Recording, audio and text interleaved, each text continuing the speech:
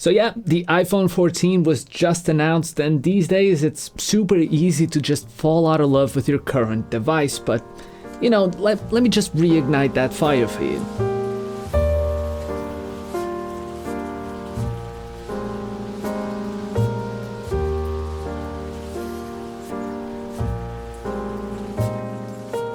Okay, so this is my iPhone 11 Pro Max, and it has been my daily driver for the past 3 years.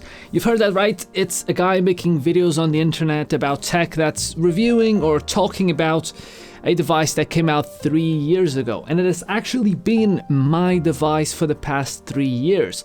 I've briefly used the iPhone 12 mini and the 12 Pro Max for a couple of videos 2 years ago, and last year I just completely skipped the iPhone 13 line, even though they were great devices. So whether you already own an iPhone 11 Pro Max like this one, or maybe thinking about buying one secondhand in order to get, like a cheap way of getting into the Apple ecosystem, I think this device has probably been aging like the finest of wines, to be honest. And it's really a combination of multiple factors. Take the display, for example. It lacks the ProMotion that's very common in this year's iPhone and last year's iPhones, for example, but color-wise, brightness-wise, it still is a plenty competent device that no one will actually look at this display and think, it looks a bit dated, I think you might as well upgrade. If you want to get the new design for the notch, you still have to fork up the extra cash for the Pro models this year, so, it is better on today's devices, but at what point do you actually feel like you're getting your money's worth? And same thing goes for the internals. Here you have the A13 Bionic, which at the time was plenty competent, but these days with small iterations every year, this year's devices are much faster. But how much faster do you actually need your day-to-day operations to be, and how do you feel like that speed translates to just UI responsiveness and everything else? Because, I would argue that if you have an older iPhone and you're thinking, oh, maybe this device is a bit slow, maybe I might as well upgrade, get something more modern, better, and just faster.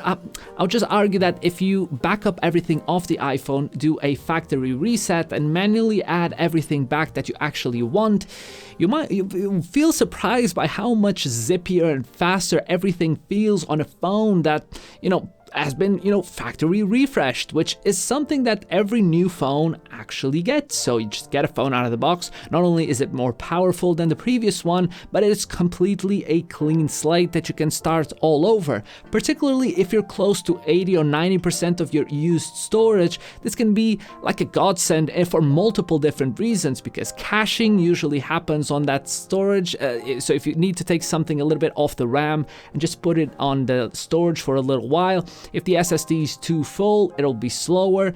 And plus, 3 years, if you keep a device for as long as I did, 3 years of software upgrades and app upgrades usually add up to like small cached files that just stay behind and clog up the system. And if you go to your storage right now and search for system data, you'll definitely see a big amount of files that are there that aren't really doing much for the most part. And if you do the factory reset, you most likely clear up a couple of gigs, and that might be the difference between your device feeling fresh and new without having to spend a lot of money again. And same thing goes for the classic argument. You keep a device for 2 years, you started to feel like maybe this battery isn't lasting as long as it used to, or maybe it never really did last as long as you wanted to.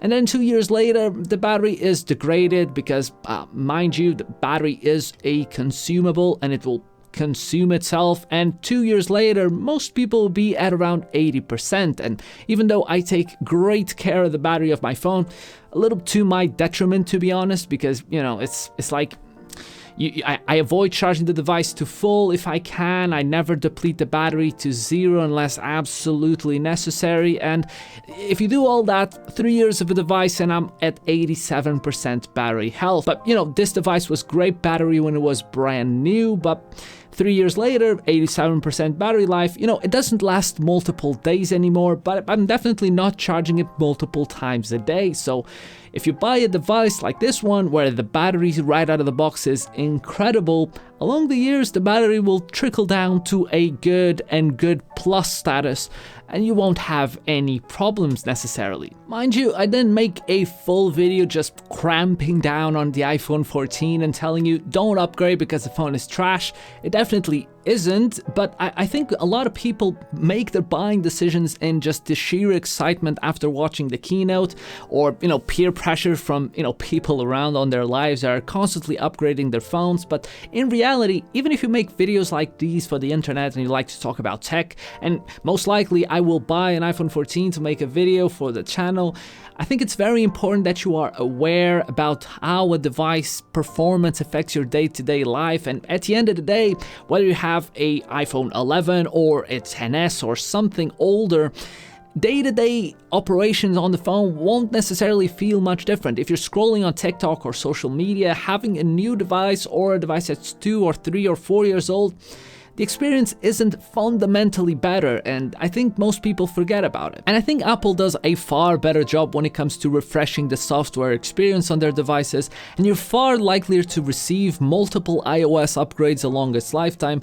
than you are in some Android brands that, even though they keep, like for example 3 years of software updates, 2 of those are gonna be, you only get like 1 or maybe 2 major Android revisions, and the other ones are mostly focused on security, which is important, but it doesn't fundamentally change your day-to-day interactions with your phone. Probably my favorite feature in iOS 16 is the interaction that you can get on the lock screen with the wallpaper. So if you get a subject in the middle, you can sort of like hide parts of the clock, for example, behind the wallpaper, and I think it gives a very cool depth perspective to the lock screen, apart from other tiny things like, for example, the notifications are all bunched up at the bottom instead of being at the top, which keeps hand gymnastics to a minimum when it comes to just using a big phone, and that's always a plus in my book. Plus, you can finally put a battery percentage indicator in the status bar, and the cherry on top for me is just the haptic feedback that you can get on the just default Apple keyboard. I just think it's like, and all these features are made available to devices as old as the iPhone 8.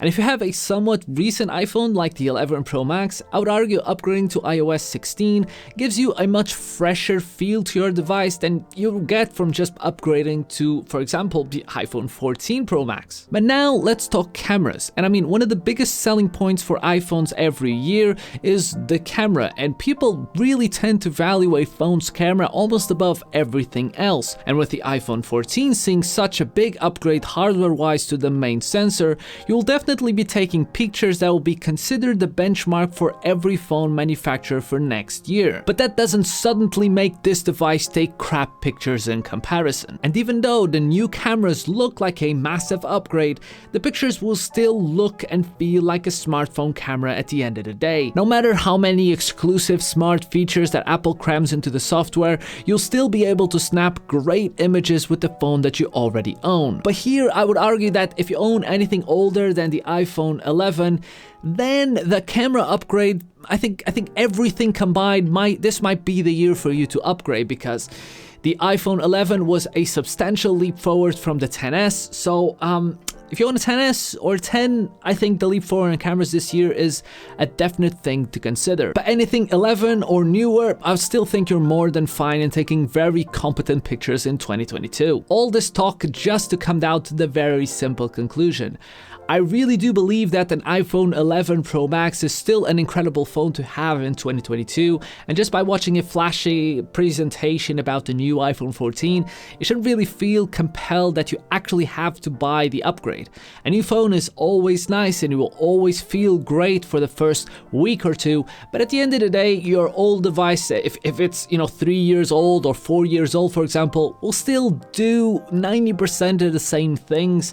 And with everything being so expensive these days in our lives, I think it's easier than ever to recommend you to skip paying over £1,000 for a device that's, you 90% already have in your pocket. And just to leave you on a high, I'll film this device as if this was my first week with it. I'll make it look as pretty as possible and let it play out with music as if this was the first week and I was super excited and I've never seen anything this pretty or this futuristic, like I did 2 or 3 years ago when I make my first video about it. And yeah, I think that'll be it.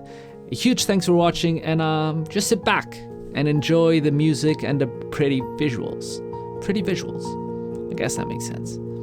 Okay, bye.